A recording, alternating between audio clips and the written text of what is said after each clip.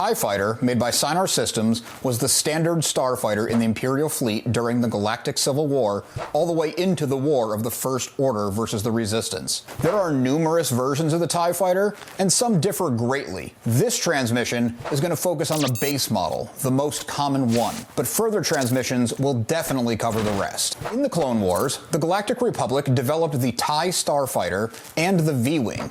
Both were also done in cooperation with Sienar Systems.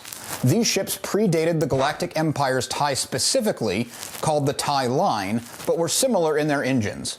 The T.I.E fighter is named as such for the PS4 twin-ion engines. The PS4 engines are some of the most precisely manufactured engines in all the galaxy. They have no moving parts, which means maintenance on them is incredibly low. The T.I.E line has independent power generators for the engine and weapon systems. This is a huge improvement over the ships that came before it.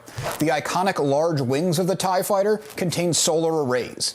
These arrays generate power for the ship, and power conduits channel that power into the engines. As state-of-the-art as the engines are, the rest of the T.I.E line is fairly stripped out.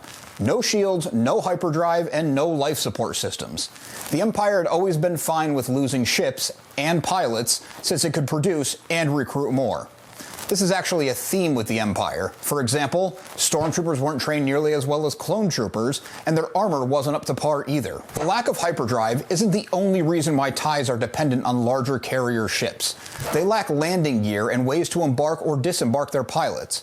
A standard T.I.E can technically sit on its wings, but they were designed to hang in racks in Imperial hangar bays. The lack of frills also kept the weight of the ships down, which added to their maneuverability, though I'm not exactly sure how much that really comes into play in a zero-gravity environment. One strange piece of equipment actually included in a T.I.E fighter is an ejector seat. Given how fragile the ships are, pilots in danger rarely had time to use this feature, and the few times the pilot did have time to eject, most of them chose to go down with the ship, a quick death in an explosion over freezing to death or running out of air in the vacuum of space. In a ship that cut virtually every corner, the inclusion of the ejector seat seems more like an oversight than a feature. T.I.E.s are armed with dual LS-1 laser cannons tied into a powerful sensor suite.